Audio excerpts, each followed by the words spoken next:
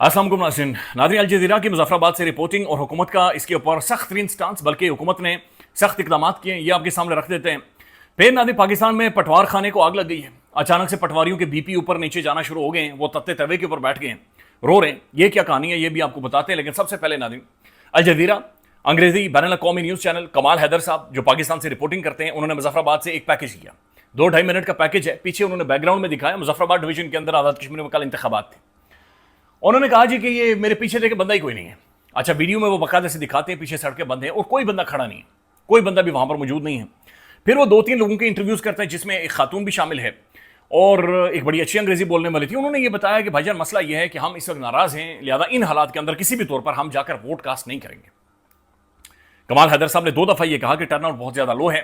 फिर उन्होंने 2 दफा उसी पैकेज के अंदर ये भी कहा कि टर्नआउट लो तो है ही है, लेकिन शाम को बताया जाएगा कि टर्नआउट बहुत ज्यादा अच्छा था। उस 2-2.5 मिनट के पैकेज के बाद नाज़रीन, जो मिनिस्ट्री ऑफ इंफॉर्मेशन है, अता तारर साहब जिसके मिनिस्टर हैं, उन्होंने बाकायदा से ट्वीट करके ये कहा कि जो अल जज़ीरा की मुज़फ़्फ़राबाद से रिपोर्टिंग हुई, ये बाइस रिपोर्टिंग है। उन्होंने कहा जिन 2-3 लोगों के इन्होंने इंटरव्यूज किए हैं, ये असल में चुनतखिब लोग हैं, यानी इन्हें चुन कर साइड पर खड़े करके और अपनी मर्जी के 2-3 पोलिंग स्टेशन के ऊपर ये कमाल हैदर साहब गए हैं और इन्होंने वहां से जाकर इंटरव्यूज किए। लिहाजा ऐसी कोई बात नहीं है, बल्कि ये उन्होंने कहा कि वेस्टेड इंटरेस्ट हैं और ये एक इसके पीछे अज़ाइम मौजूद हैं कि मुज़फ़्फ़राबाद के अंदर जो इंतखाबात हुए उन्हें सबोटाज बीबीसी न्यूज़ उर्दू अभी रिपोर्ट कर रहा है।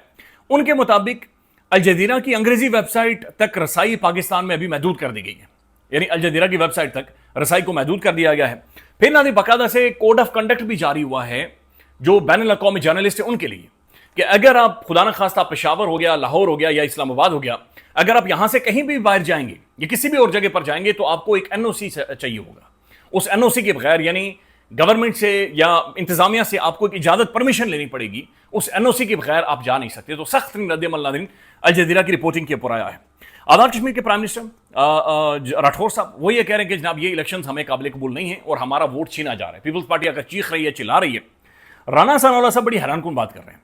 राना साहब ये कह रहे हैं कि कल जो प्रेसिडेंट ऑफ आज़ाद कश्मीर हैं लतीफ अकबर साहब, उनके ऊपर जो कातलाना हमला हुआ है, राना साहब कह रहे हैं कि कातलाना हमला नहीं हुआ, बल्कि पहले हमें प्रेसिडेंट ऑफ आज़ाद कश्मीर आकर ये कह रहे हैं कि मुझे मुक्के मारे गए, मुझे कुछ सुनने मारे गए, यानी रख रख कर मुझे कान के नीचे बजाई गई। वो कह रहे हैं कि हमने प्रेसिडेंट साहब से पूछा कि जो मुक्के आपको लगे हैं, कोई कांड दिखाएं, कोई पसलियां दिखाएं, कोई कहीं अगर नीचे भी मुक्का लगा है तो बता दें, यानी किधर मुक्का लगा आपको, कोई निशान होगा। चूंकि नाज़रीन हम मुक्के खाते रहे, हमें पता है कि मुक्कों के निशान पड़ते हैं। तो कहते हैं कि हमने सोचा कि प्रेसिडेंट साहब को शर्ट खोलेंगे, बटन खोलेंगे, कुकमीज भी ऊपर करके मुक्के दिखाएंगे, तो प्रेसिडेंट साहब ने कहा जी मुक्कों की निशान तो नहीं है। तो हमने कहा फिर आपके ऊपर कातलाना हमला कैसे हुआ? उन्होंने कहा जी लोगों ने मुझे गालियां दी हैं, मुंह भर भर कर इतनी इतनी बड़ी बड़ी एक गाली दी है राना सनाउल्लाह साहब के मुताबिक, और गंदी गालियां तोड़ी पे हैं, पता नहीं तोड़ी, वो बहुत खौफनाक किस्म की, यू कैन इमेजिन क्या क्या गालियां लोगों ने दी होंगी ना। तो वो उनके बकौल प्रेसिडेंट साहब ये कह रहे हैं कि भाई हम मुझे गालियां दी गई और ऐसी गालियां दी गई कि सुनने वाले के कानों से धो निकल आए। एक तो नाज़रीन से कंडेम करें, ठीक है, गालियां अगर नाज़रीन नहीं देनी चाहिए, लेकिन अगर फिर भी मजबूरी बन जाए तो कान में जाकर बंदा गाली दे सकता है, मरा मैसेज कर सकता है, कमेंट कर सकता है। लेकिन भरी महफिल में नाज़रीन इतनी बड़ी आबादी में इतनी मोटी मोटी गालियां, इतनी, मेरी तो समझ से बाहर है। हम इस चीज़ को कंडेम करें, इस रवैये को कंडेम करें नाज़रीन कि एक तो ऐसे मुक्के मार रहे हैं कि मुक्कों के निशान नहीं पड़ रहे। दूसरा नाज़रीन ऐसी गालम गलोच है कि जिस के बारे में कहा जा रहा है कि कानों में से धुआं और नाक में से खून निकल आए, इतनी गालियां दी गई हैं। पीपल्स पार्टी कमर ज़मान कायरा साहब ये कह रहे हैं कि भाई हमारे बंदे मर गए हैं, हमारे प्रेसिडेंट के ऊपर आकर अटैक हो रहा है, हमें वोट कास्ट नहीं करने दिया जा रहा, हम तो खजल हो गए हैं, हम तो खजल ख्वार हो गए हैं। देखिए नाज़रीन बात यह है कि राठौर साहब आप जो मर्जी पकौड़े बना लें, इस वक्त रावला कोर्ट में क्या हुआ आप जिम्मेदार हैं, आप chief executive of the state हैं। इन इंतखाबात में जो धांधला फिरा गया है वो आपकी हुकूमत है, आपकी गवर्नमेंट की नाक के नीचे ये धांधला फिरा गया है, जो बकौल आपकी है। हैरानकुन तौर पर नाज़रीन जियो न्यूज़ जो रिपोर्ट कर रहा है, हालांकि जियो न्यूज़ आपको पता है मिनिस्ट्री के लेफ्ट राइट आपको नजर आता रहता है। जियो न्यूज़ की रिपोर्टिंग के मुताबिक जो मुहाजिरीन की नशिस्तें हैं मुख्तलिफ पोलिंग स्टेशन के ऊपर, अकॉर्डिंग टू जियो न्यूज़ एक वोट भी नाज़रीन, एक धेला, एक दाना भी नहीं आया वोट डालने। ओके, कम से कम शुगर में 2-4 बंदे आ जाते हैं ना, ऐ नहीं हाँ जी क्या हाल है, वोट पड़ रहा है, अच्छा जी वोट पड़ रहा है जी अंदर, और वो उसके लिए भी नहीं है। ओके नो, यानी जियो न्यूज़ के लिटरली मुताबिक कोई कम से कम किसी के डंगर आ गए, डंगरों को वापस लेने के लिए भी आ जाए, जानवरों को, तो वो कहता वो भी नहीं, उसके लिए कोई नहीं आया, वोट ही नहीं पड़ा। नून लीग ये कह रही है, राना सनाउल्लाह साहब ये कह रहे हैं कि हम आज़ाद कश्मीर के इंतखाबात जीत गए।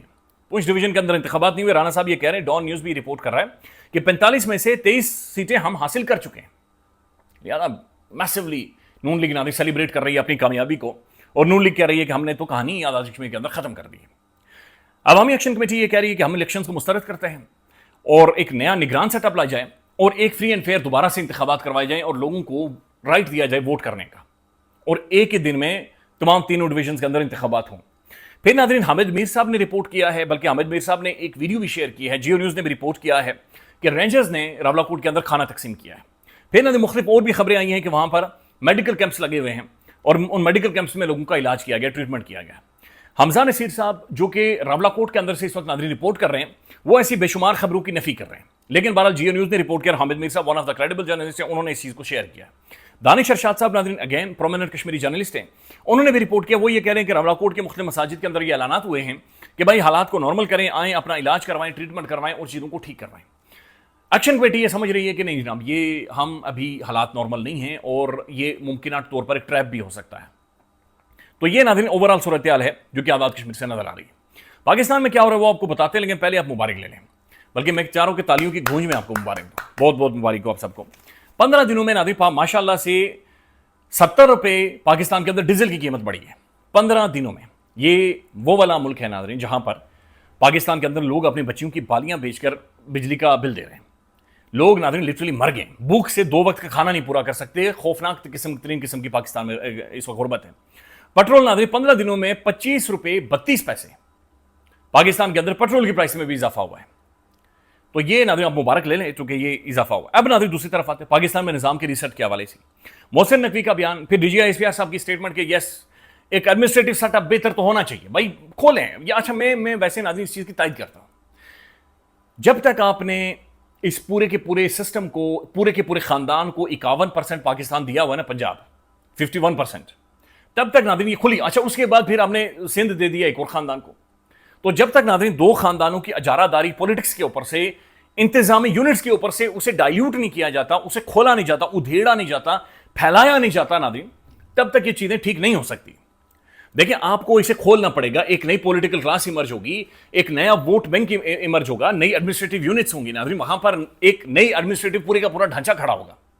ये अजीब नाज़रीन ड्रामा है कि जो पंजाब ले गया वो पूरा पाकिस्तान ले गया, जो पंजाब पर में हुकूमत बना गया वो पूरी पाकिस्तान में हुकूमत बना गया।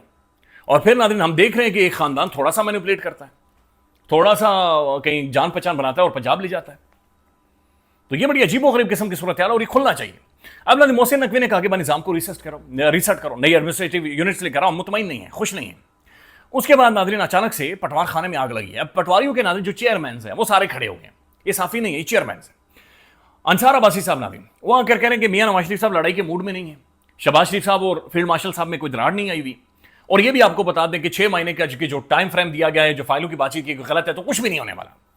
अंसार अब्बासी साहब को नाज़रीन ये मसला हो गया था कि लड़कियां जिम क्यों अटेंड करती हैं, एक्सरसाइज क्यों करती हैं, जिमिंग क्यों करती हैं, हालांकि जिम एक्सपोर्ट है, लड़का हो लड़की हो नाज़रीन बिला तमीज उन्हें जाकर रोजाना की बुनियाद पर जिम एक्सरसाइज स्पोर्ट्स करनी चाहिए, ये बहुत जरूरी है।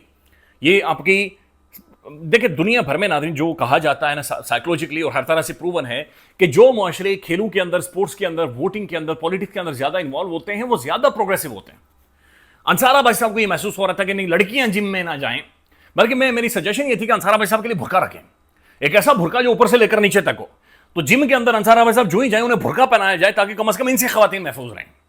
तो अंसार भाई साहब ये कह रहे हैं कि भाई किसी को कोई खतरा नहीं है।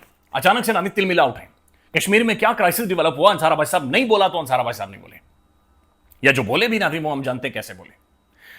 अबसार आलम साहब ये कहते हैं कि पाइन एक बड़ी जगह पर बातचीत हुई है और बड़ी जगह पर यह कहा गया है कि भाई सो जाएं, ऐसी कोई बातचीत ही नहीं है और ऐसी कोई कहानी नहीं है, ये सब झूठ बोल रहे हैं, विचलू गल नाज़रीन कोई और है। और विचलू गल ये है नाज़रीन कि मुल्क नहीं चल रहा, ये एक रियलिटी है, हकीकत है।